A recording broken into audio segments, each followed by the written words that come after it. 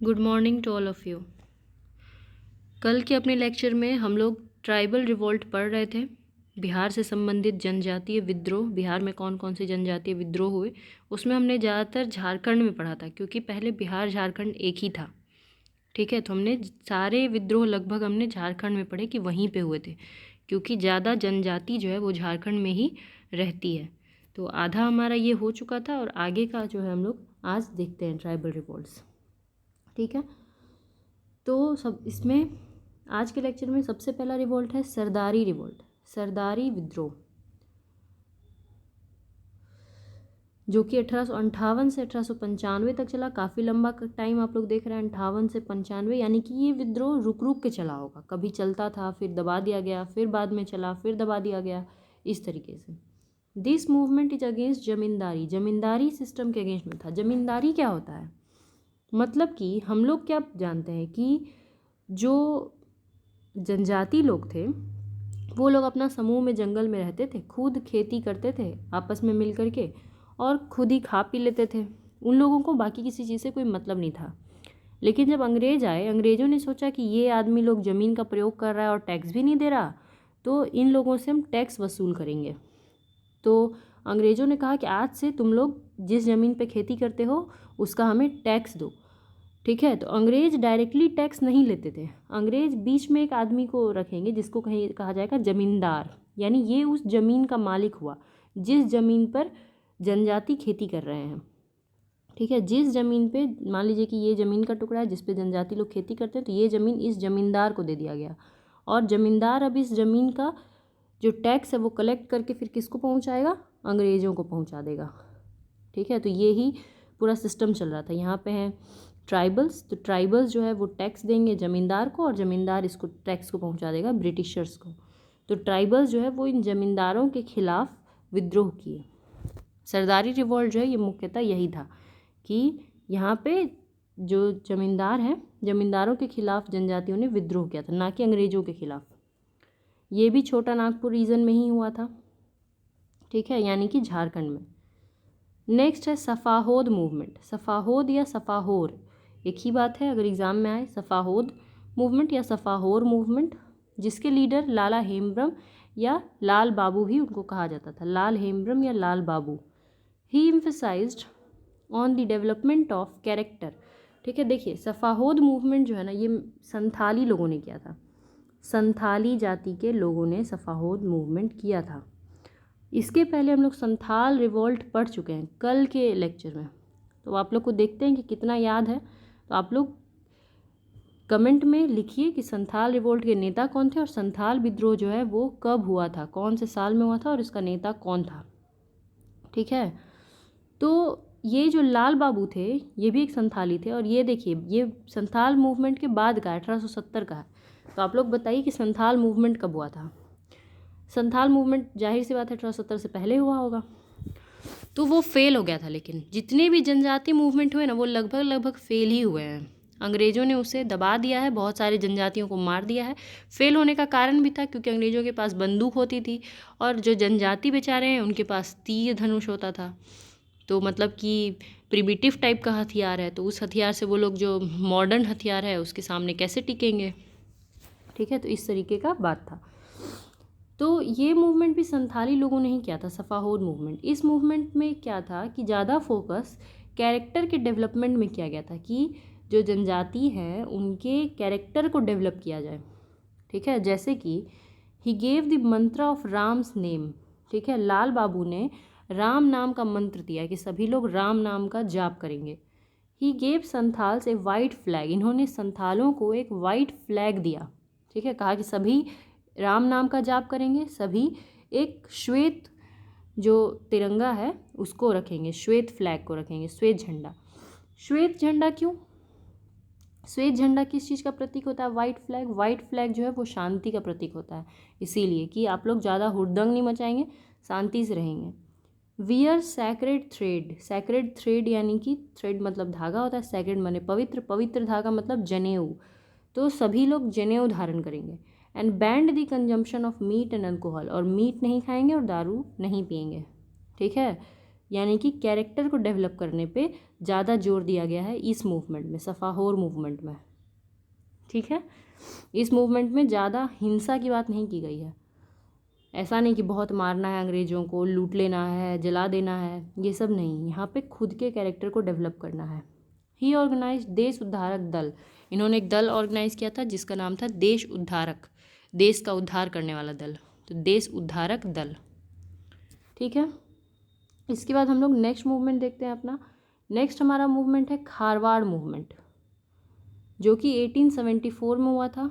ये एक non violent movement था। ठीक है, ये भी नॉन वायलेंट मूवमेंट है, मतलब हिंसा नहीं करना है, ब्रिटिशर्स के अगेंस्ट में था, बट नॉन वायलेंट है, गांधी जी टाइप की बैठ जाइए, एक गाल में मारे तो दूसरा गाल आगे कीजिए, इस तरह का मूवमेंट है। इसके नेता थे भागीरथ मांझी। पूछा हुआ क्वेश्चन है, भागीरथ मांझी किस मूवमेंट के नेता थे? तो खरवार मूवमेंट, खरवार मूवमेंट के नेता थे भागीरथ मांझी, जिनको बाबा भी कहा जाता था।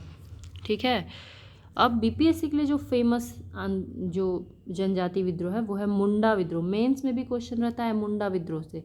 मेंस में 2 विद्रोह से क्वेश्चन हमेशा देखा गया, एक संथाल और एक मुंडा। ठीक है, और बाकी कभी ऐसा ही पूछ सकता है कि बिहार का सारा ट्राइबल जो भी रिवोल्ट हुआ है बताइए।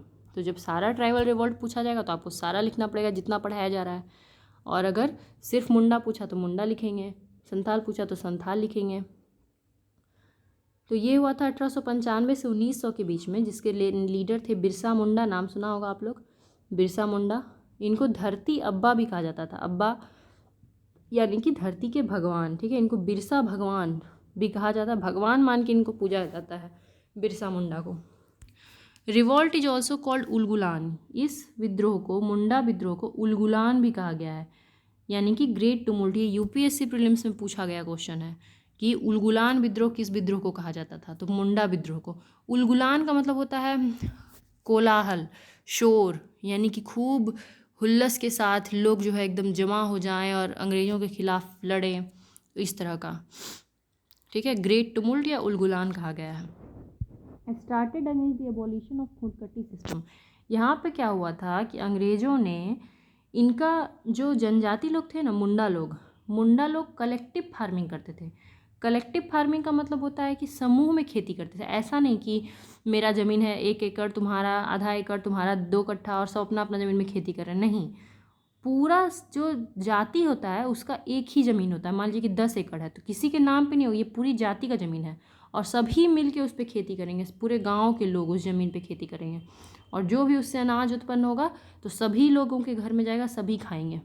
ठीक है, कोई भेदभाव नहीं कि किसके यहाँ कितना जाएगा, या कितना, जितना जिसका परिवार है उसके हिसाब से उसको अनाज प्राप्त हो जाएगा। ठीक है, और सभी लोग मिल करके उस बड़ी सी ज़मीन में खेती कर रहे हैं, किसी का अपना खुद का ज़मीन नहीं है। तो इसको कहते हैं समूह में खेती करना, यानी कलेक्टिव फार्मिंग।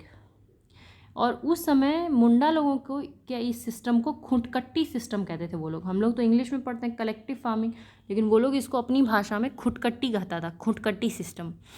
और लेकिन अंग्रेज़ जब आए तो अंग्रेज़ों ने सोचा कि ये क्या है, इससे इस तरह से, मान लो इस तरह से खेती कर रहा है, तो जब अंग्रेज़ टैक्स मांगने जाएंगे तो कोई तो टैक्स नहीं देगा, क्योंकि किसी के नाम पे तो ज़मीन है नहीं, तो टैक्स कौन पे करेगा।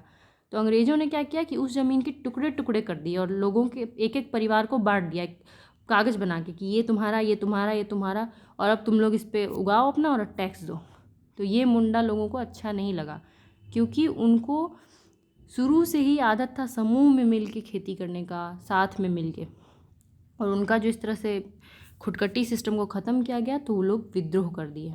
ठीक है, इस विद्रोह के बाद बिरसा अरेस्ट हो जाते हैं 1895 में, पर 2 साल के बाद ही 1897 में उनको छोड़ दिया जाता है। On the diamond jubilee celebration of queen Victoria. Queen Victoria कौन थी आप लोग को पता ही है। क्वीन विक्टोरिया जो है वो अंग्रेज़ों की महारानी थी, तो उनका डायमंड जुबली सेलिब्रेशन मतलब 75 साल। ठीक है, diamond jubilee, silver jubilee, golden jubilee और डायमंड जुबली। तो डायमंड जुबली सेलिब्रेशन था, क्वीन विक्टोरिया का 75 साल हुआ था, तो उस सेलिब्रेशन के टाइम पे इनको जेल से निकाल दिया गया। इस विद्रोह का जो हेड क्वार्टर था, मुख्यालय था, वो खूंटी था। खूंटी जिला है आज भी, खूंटी जो है, खूंटी प्रखंड। ठीक है, वहाँ पे आप लोग जाइएगा झारखंड में, तो वहाँ पे आपको खूंटी जिला जो है वो देखने को मिलेगा। इसका हेड क्वार्टर खूंटी ही था। He was died in Ranchi jail. फिर से ये विद्रोह करने लगते हैं तो इनको फिर पकड़ के रांची जेल में डाल देता है। वहीं पे कॉलेरा कारण इनकी मृत्यु हो जाती है। ठीक है, और अब क्या है कि रांची एयरपोर्ट का नाम जो है बिरसा मुंडा एयरपोर्ट के नाम पे रख दिया गया, बिरसा मुंडा के नाम पे बिरसा मुंडा एयरपोर्ट। और 15 नवंबर को जो है हर साल जनजातीय गौरव दिवस के रूप में मनाया जाता है, क्योंकि बिरसा मुंडा का जन्म 15 नवंबर को ही हुआ था, और 15 नवंबर को ही झारखंड भी अलग हुआ था बिहार से। ठीक है, इसीलिए 15 नवंबर को जनजातीय गौरव दिवस के रूप में मनाते हैं। ये क्वेश्चन बहुत इंपॉर्टेंट है, पूछा जा सकता है। ठीक है, इसके बाद हम लोग का नेक्स्ट विद्रोह है, एक लास्ट विद्रोह है जिसका नाम है ताना भगत। ताना भगत आंदोलन, जिसके नेता थे जतरा भगत। पूछा गया क्वेश्चन है बार बार। लीडर जतरा भगत। 1900 में आ गए हम लोग, 19 में, 1914 में हुआ था ये इसको बिरसा मूवमेंट का एक्सटेंशन भी माना जाता है। एक्सटेंशन मतलब कि बाद में इन लोगों ने उसी आंदोलन को आगे बढ़ाया। ठीक है, तो जितना भी आंदोलन हम लोग पढ़े सब झारखंड से रिलेटेड ही आंदोलन अभी पढ़े हैं, क्योंकि हम लोग बिहार का पढ़ रहे हैं, जनजातीय विद्रोह इन बिहार, है ना। अब हम लोग जब हिस्ट्री ऑफ इंडिया पढ़ेंगे, भारत का इतिहास, तो वहाँ पे हम लोग कुछ और जनजातीय विद्रोह एक्स्ट्रा पढ़ेंगे, जो कि भारत में और भी अन्य जगहों पे, जैसे आंध्र प्रदेश में, महाराष्ट्र में, ठीक है, पंजाब में और भी अन्य जगहों पे हुआ था। लेकिन वहाँ पे आप जो यहाँ पढ़ रहे हैं वो बहुत ही हेल्प करेगा जब हम लोग बाकी का पढ़ेंगे। ज़्यादा बचा हुआ नहीं है, पूरे भारत का जब पढ़ेंगे तो उसमें ज़्यादा नहीं बचा हुआ है, थोड़ा सा है। ठीक है, तो यहाँ पे हमारा ट्राइबल मूवमेंट ख़त्म होता है बिहार से रिलेटेड। अब नेक्स्ट लेक्चर जो है वो कल आएगा, तब तक के लिए आप लोग इसको रिवीजन कीजिए, पूरा पढ़ते रहिए। जो भी क्वेश्चन पूछा गया उसका आंसर कमेंट में दीजिए, और आप अपना क्वेश्चन भी कमेंट में कर सकते हैं। ठीक है, धन्यवाद।